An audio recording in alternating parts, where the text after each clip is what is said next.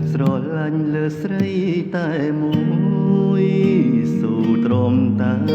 មកម្មទោះយូរខែឆ្នាំក៏បងចាំស្រីពីអូនសន្យារៀបរាប់សេចក្តីថាកុំអើយខ្វល់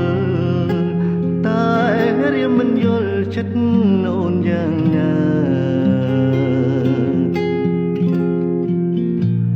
យប់ថ្ងៃល្ងាចព្រឹកនឹកអូនជានិច្ចគ្មានពេលស្រាំងស្រានព្រួយខ្លាចកល្យានប្រែពីសន្យាស្រឡាញ់បដូរបដាច់ចំពោះជីវ៉ាគ្មានប្រែសៅមកកុំភ្លេចស្នេហ៍